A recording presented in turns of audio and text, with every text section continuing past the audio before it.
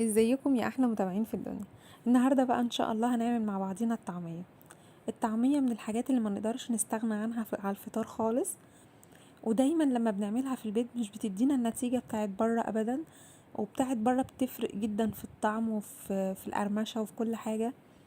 احنا هنعمل مع بعضينا بقى الطعميه زيها زي بتاعت بره، وهقولك على الاسرار والتركات اللي تخلي الطعميه بتاعتك بجد النتيجه بتاعتها هايله وزيها زي بتاعة المحلات بالظبط.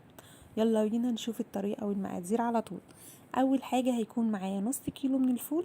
الفول ده نقعاه من بالليل، يفضل لو هتنقعيه اقل حاجة 6 ساعات. ولازم الفولاية كده لما تضغطي عليها تتكسر معاكي بكل سهولة، ما تكونش شديدة معاكي علشان تسهل معاكي عملية الفرم بتاعة الطعمية.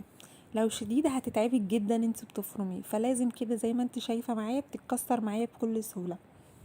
دي كده طارت بقى في وشي عادي يعني.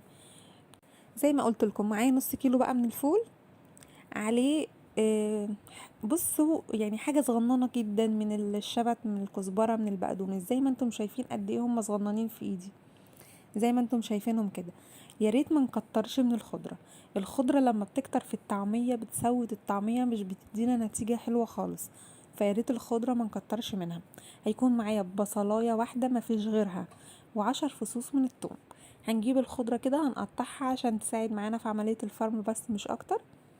وهنقطع البصلاية كده، ما نزودش في البصل عشان البصل ما يخليهاش تتفكك مننا كده في الزيت احنا بنحمرها.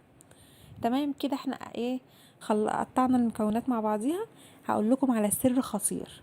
ده العيش، عيش شامي انا بلاه، وهو رغيف واحد بس انا حطاه، هو ده اللي هو سر القرمشه بتاعه الطعميه. بليته وعصرته كده من الميه بتاعته وحطه مع الطعميه. ده السر الخطير اللي هيخلي الطعميه بتاعتنا مقرمشه يا بنات. زي ما انتم شايفين كده معايا هنجيب الكبه ونحط الفول في الكبه. وينفع في الخلاط على فكره، يعني ممكن تعمليه في الخلاط. هنبتدي بقى كده نضغط شوية ونقف على طول لحد ما يتفرم معانا بكل سهولة. بصوا انا معايا مية، هاخد بس ربعها، يعني مش هاخد اكتر من كده. مش هحتاج مية كتير، متكتروش من المية، بس عشان تسهل معانا عملية الفرم بس مش اكتر. زي ما انتم شايفين معايا كده بقى بعد ما اتفرم بجد تحفة خالص وناعم جدا. بصوا ما خدش معايا ميه كتير زي ما انتم شايفين، يعتبر اخد ربع كوبايه او اقل كمان من ربع، معلقتين بالظبط. هبتدي ان انا اعبي بقى كده في كيس، انا مش هحيق خالص الطعميه بتاعتنا. الطعميه لما نيجي نطلع عشان نقلي هنتبلها، لكن غير كده ما نتبلهاش ونشيلها في التلاجة. انا كده هجيب كيس وهحط فيه الطعميه على قد الاكله وهشيله في الفريزر. اتبقى معايا بقى حبه صغننين هنحمرهم مع بعضينا دلوقتي. هنزل بالفلفل الاسود، كزبره، ملح، شطه بس. انا مش بفضل احط بيكربونات في الطعميه عشان خاطر بحس ان ساعات بتسودها مش بتبقى حلوه. لو يعني عايزين تضيفوا سنه صغننه من البيكربونات وبراحتكم، لكن انا مش حابه ان انا اضيف بيكربونات. هبتدي ان انا اقلبهم كده ببعضيهم. هقول لكم كمان على سر تاني هيخلي الطعميه بتاعتنا فظيعه. احنا الطعميه بتاعت بره لما بنجيبها هما بيضربوها في المكنه بتاعتهم دي، مش عارفه اسمها ايه بالظبط يعني. احنا بقى هنضربها بالمضرب الكهرباء او بالمضرب اليدوي. هنفضل نضربها كده عشان نعمل بقى ايه، زي ما بنقول ايه، كريم شانتيه مثلا بيطلع هوا. احنا بقى هنضربها لحد ما تنعم معانا كده وتاخد هوا كده بقى زي الكريم شانتيه. وهنعبيها في كيس. هقول لكم على طريقه تانية نقلي بيها الطعميه شكلها بيبقى حلو.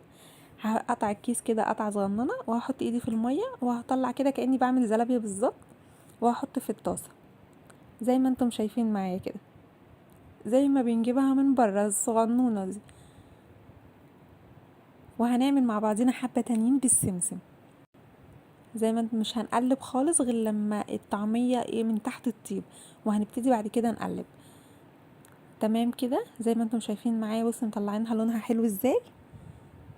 هيكون معانا بقى مناديل مطبخ هنطلع عليها الطعمية. هنروح بقى حبة نعمل حبة بالسمسم زي ما انتم شايفين كده معايا سمسم ومعايا كزبرة مدقوقة دق خفيف.